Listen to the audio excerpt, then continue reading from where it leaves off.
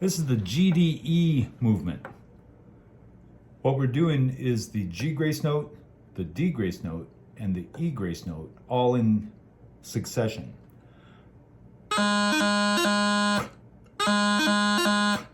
You see this in a lot of jigs, in a lot of reels, and in some marches.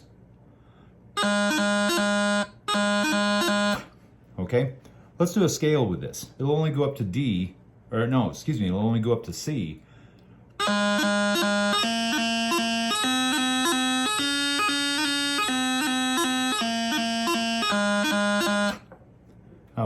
We can go a little faster.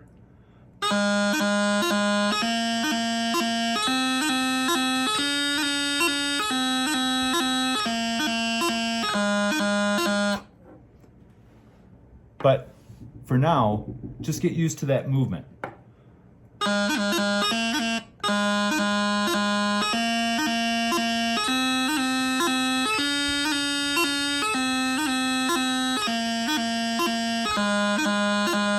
Again, G, D, E.